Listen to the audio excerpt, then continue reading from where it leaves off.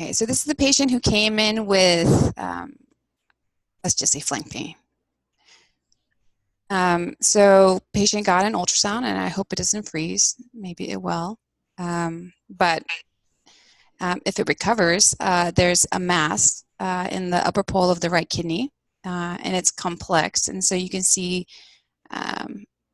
it probably extending down here. So when the patient has a CT, oh my, I'm sorry for the delay. Just hope it works. Okay.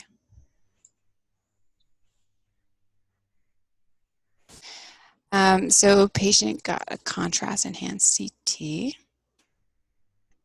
There's a little bit of a delay. Oh my. Okay, so there's METs here. So there's a lytic metastases to actually multiple vertebral bodies. And if it ever loads, there is a mass in the right upper pole. It's infiltrative looking, and there's an extension into the collecting system. So unfortunately, it's decided to freeze, which is okay. I'll just go to, so this is,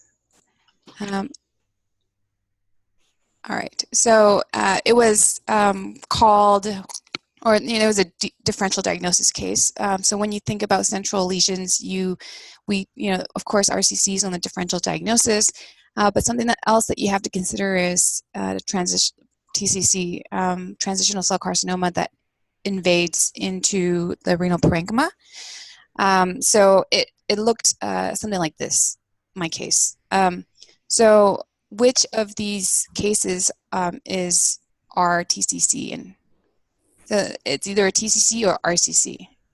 So the quiz question here is which ones are TCCs, and and I'll review the RCCs one, of course. Yes, no for this one? TCC. TCC. And this one? That was tough. TCC. This one? RCC. RCC. This one? RCC. RCC. This one? TCC. Okay, this one?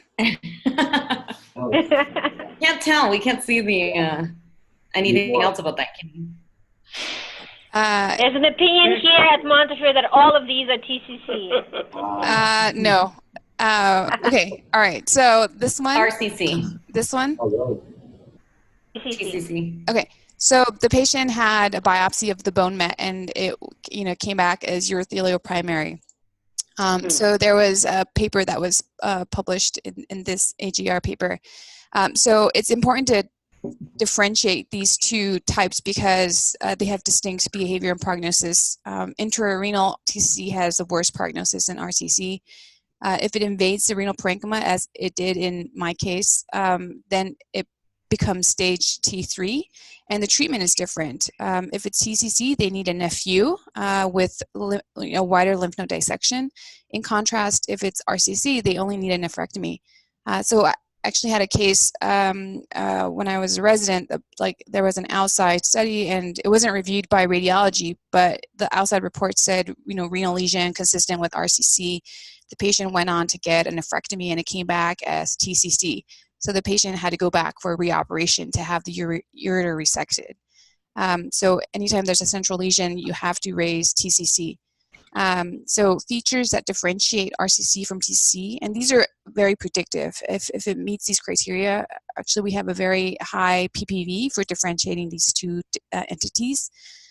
So if there's a filling defect extending into the renal pelvis, as there was in my case, unfortunately I wasn't able to show you, if the tumor it looks like it's centered in the collecting system with extension to the renal parenchyma. If it's reniform, so the renal shape is preserved, then it favors TCC. If there's no cystic or necrotic changes, which we classically see with RCC, then you think more about TCC.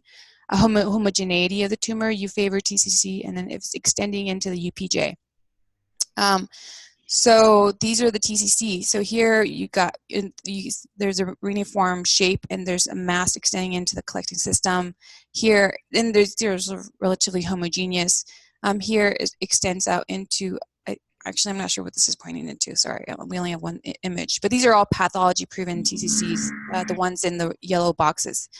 This is RCC. It's sort of heterogeneous areas of necrosis. It has more of like that ball shape, right? In contrast to a TCC, which is more bean-like.